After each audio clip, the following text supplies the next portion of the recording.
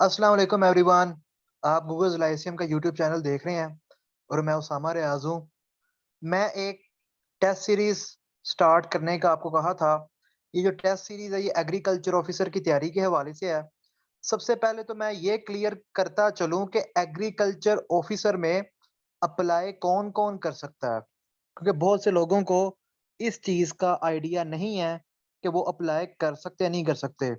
उसके बाद मैं बताऊँगा एग्रीकल्चर ऑफिसर की जो टेस्ट सीरीज़ है, उसका शेड्यूल क्या है और जो ₹200 फ़ी है, वो कैसे जमा करवानी है, ठीक है?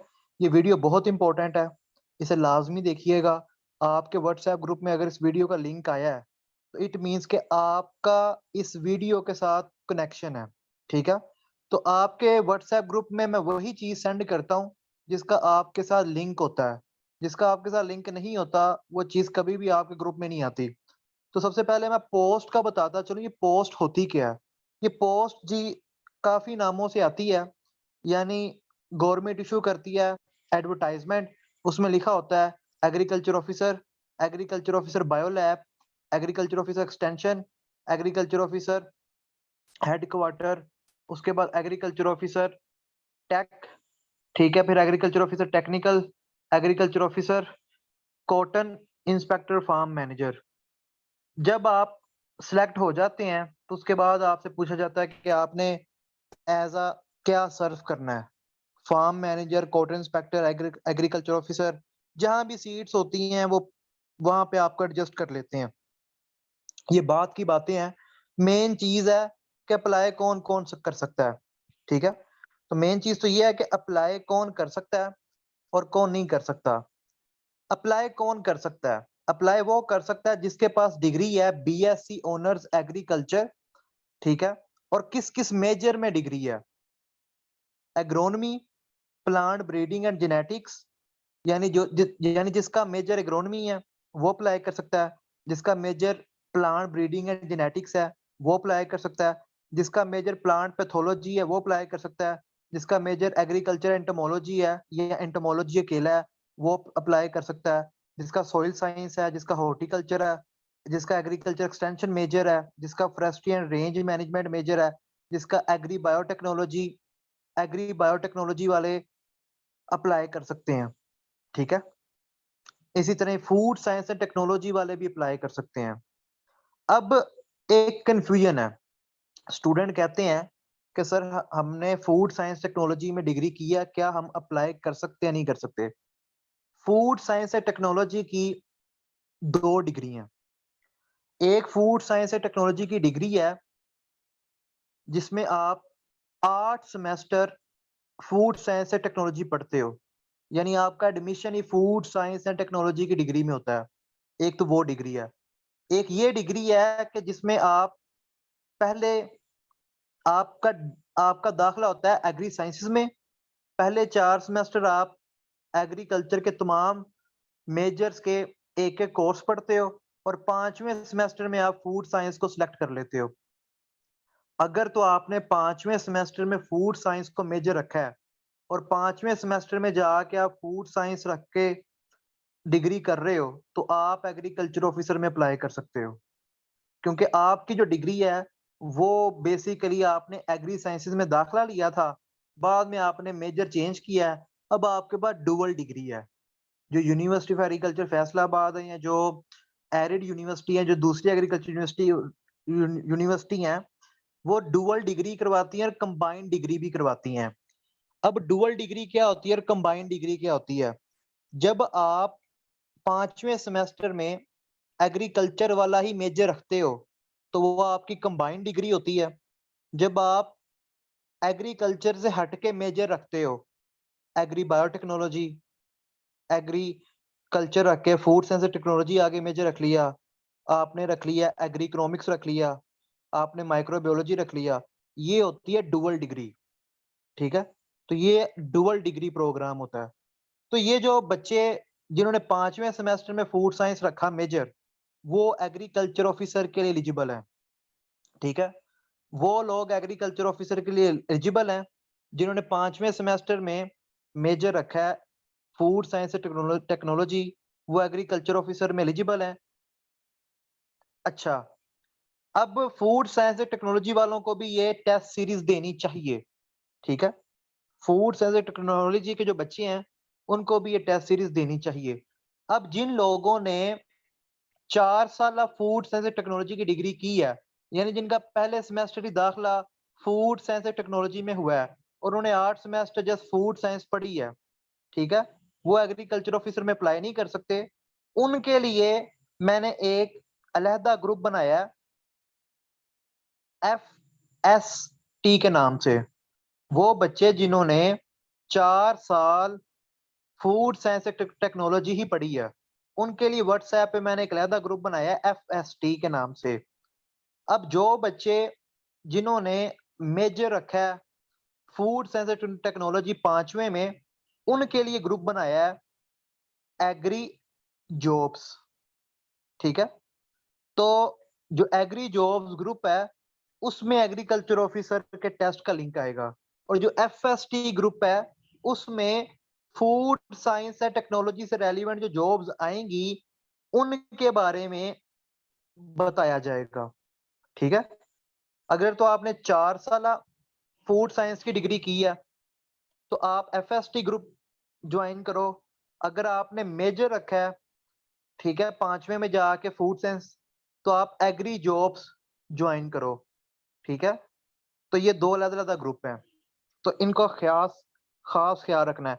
अच्छा, जिनका मेजर सीड साइंस है, वो भी अप्लाई कर सकते हैं। जिनका एमएबी मेजर है मार्केटिंग एंड एग्रीकल्चर बिजनेस, वो भी अप्लाई कर सकते हैं। जिनका पोस्ट है हार्वेस्ट साइंस है, वो भी अप्लाई कर सकते हैं। जिनका एग्रीकल्चर इकोनॉमिक्स है, वो भी अप्लाई कर सकते हैं। जिनका एग्रीकल्चर रिसोर्स इकोनॉमिक्स है, वो भी अप्लाई कर सकते हैं। जिनका फार्म मैनेजमेंट मेजर है, वो भी कर सकते हैं। जिनका प्लांट प्रोटेक्शन है, वो भी कर सकते हैं। अब मिनिमम सीजीपीए और मिनिमम डिवीजन क्या होना चाहिए? मिनिमम जो डिवीजन है, जो मांगी गई है, वो सेकंड है। सेकंड डिवीजन से आपकी डिग्री होनी चाहिए या फिर ग्रेड सी। ग्रेड सी के साथ आपकी डिग्री होनी चाहिए। ग्रेड सी के साथ आपकी डिग्री होनी चाहिए।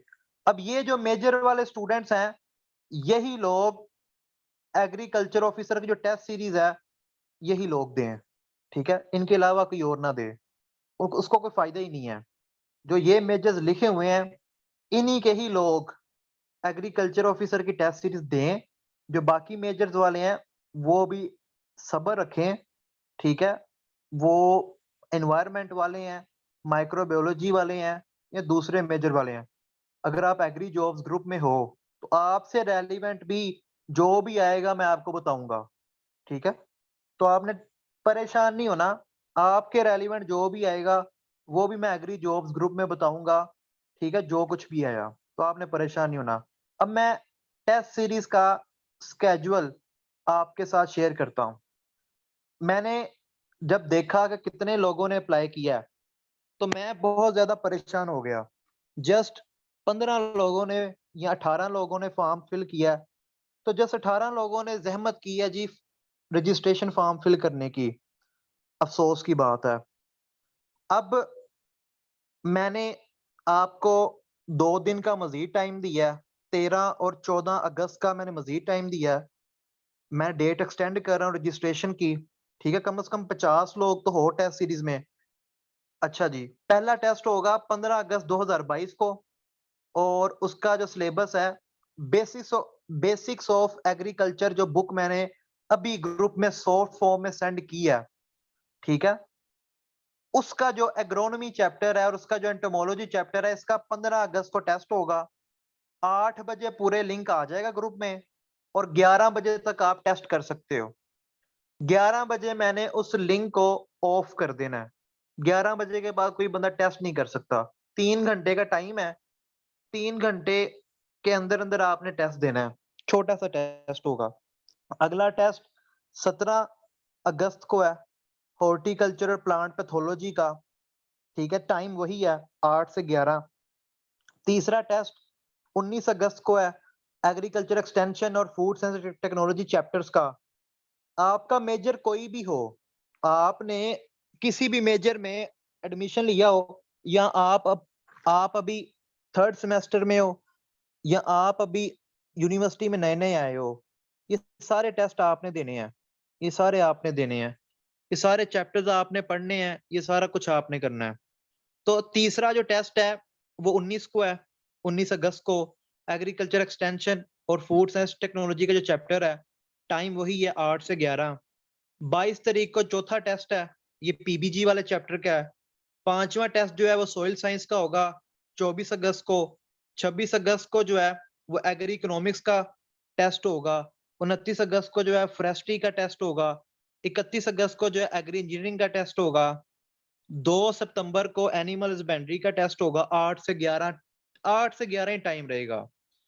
4 सितंबर को लैंड मेजरमेंट यूनिट्स, क्रॉप्स की वाला जो चैप्टर है, वेजिटेबल की वाला जो चैप्टर है, न्यूट्रिएंट डेफिशिएंसी वाला जो चैप्टर है, इनका टेस्ट होगा। इसको नोट कर लो आप लोग एक पेज के ऊपर, ये वीडियो से देख के पेज के ऊपर खुद नोट कर लो, ठीक है? मैं ग्रुप के अंदर ये स्केड्यूल सेंड नहीं करूंगा, तो जो वीडियो देखेगा उसका भला है। अब आ जाओ टेस्ट सीरीज की फीस। टेस्ट सीरीज की जो फीस है वो है 200 रुपए, 200 रुपी। ये 200 रुपी आपने किसको सेंड करने हैं, किसको देने हैं? ये 200 रुपए एग्रीकल्चर ऑफिसर की टेस्ट फी है। ये आप लोगों ने क्या करना है इसका? आप लोगों ने किसी भी फलाही तंजीम को ये 200 रुपए डोनेट कर देने हैं। मेरी तो ख्वाहिश थी कि आप लोग ईदी वालों को डोनेट करो। अगर ईदी वाले आपके घरों के पास नहीं है, आप गांव देहात में रहते हैं, तो आप किसी भी गरीब को, किसी भी जरूरतमंद को 200 रुपया दे दो और एक सादे पेज के ऊपर लिखो 200 रुपीज सबमिटेड, और उस पेज को रजिस्ट्रेशन फॉर्म पे अपलोड कर दो, ठीक है? आप किसी मस्जिद को 200 रुपया खैरात कर दो, ठीक है? तो 200 रुपया आपने खैरात करनी है, डोनेट करने हैं, किसी को भी दे दो। और अगर रसीद नहीं मिलती, अगर रसीद नहीं मिलती, तो एक खाली सफ़े के ऊपर लिखो 200 रुपया सबमिटेड, 200 रुपीज सबमिटेड, और उसकी पिक्चर बना के अपलोड कर दो। मैंने आप लोगों के ऊपर भरोसा किया और आपको यहाँ तक कहा कि अल्लाह आप लोगों को देख रहा है, तो आप 200 रुपए किसी को भी डोनेट कर दो, मस्जिद को डोनेट कर दो। एक स्टूडेंट ने क्या किया, उसने कोई पिछली मस्जिद वाली रसीद जो है वो अपलोड कर दी फॉर्म के ऊपर। मैंने आज देखा, मुझे निहायत ही अफसोस हुआ कि इस लेवल के ऊपर भी आप किसको धोखा दे रहे हो? मुझे धोखा दे रहे हो या अल्लाह को धोखा दे रहे हो? अल्लाह उनके 1000 रुपए को कबूल करे जो उन्होंने पहली वाली रसीद मुझे सेंड की, ठीक है? उन्होंने मेरे कहने से पहले 1000 रुपए मस्जिद को दिए। तो ये तो फ्रॉड है ना, कि आप पहले आपने मस्जिद को अगर खैरात की है, तो वही रसीद तो आपने सारी ज़िंदगी नहीं चलानी। अगर आपका उस्ताद कह रहा है, आपका टीचर कह रहा है कि आप लोगों ने 200 रुपए डोनेट करने हैं, तो इसमें भी आप लोग फ्रॉडी मार रहे हो, इसमें भी डंडी मार रहे हो, ठीक है? तो ऐसी हरकतें ज़िंदगी में करनी छोड़ दें। अगर कामयाब होना चाहते हो, अगर इज़्ज़त हासिल करना चाहते हो, तो ये हरकतें छोड़ दो, ठीक है? ये जो फ्रॉडियाँ होती हैं ना, ये वक़्ती तौर पे चलती हैं। ज़िंदगी में ये फ्रॉडियाँ जो होती हैं, हर टाइम, हर वक़्त आपको ना तो आपके काम आती हैं, ना आपको कामयाब करवा सकती हैं। तो मेरी आप सबसे रिक्वेस्ट है कि अपने ज़मीर को जगाएँ, ठीक है? और इंसानों की तरह ज़िंदगी गुज़ारें। ज़िंदगी जानवर भी गुज़ार जाता है। अफ़सोस ये है कि यहाँ पे इंसान जानवर से भी बदतर ज़िंदगी गुज़ार रहे हैं, और ठीक है, अपने आप के साथ कम से कम सच्चे हों। मुझे कोई फ़र्क नहीं पड़ता 200 आप मस्जिद में दो या जिसको मर्ज़ी दो या ना दो। अल्लाह आपको देख रहा है, ठीक है? मैंने जस्ट ये आप लोगों का टेस्ट लिया कि आप लोग इस टेस्ट में कितने कामयाब होते हो। और मैंने देखा कि 2 लोग ऐसे थे जो इधर भी डंडी मार रहे थे, ठीक है? यानी इस चीज़ में भी डंडी मार रहे हैं कि जो पहले खैरात की हुई है, उसकी रसीदें मुझे जमा करवा रहे हैं, ठीक है? तो अफ़सोस हुआ मुझे हमारी कौम का ये अलमिया है, ठीक है? ये नहायत ही अफ़सोस की बात है। मुझे बहुत दुःख हुआ ये चीज़ देख के, ठीक है? कि हर जगह हम फ्रॉड हैं, हर जगह हमारा दिल करता है कि हम धोखा दें, ठीक है? बाकी अल्लाह ताला आपको और मुझे हदायत दे, और जो हम लोग रोज़ गलतियाँ करते हैं, तो अल्लाह ताला हमारी वो गलतियों को माफ़ फ़रमाए। अल्लाह हाफ़िज़।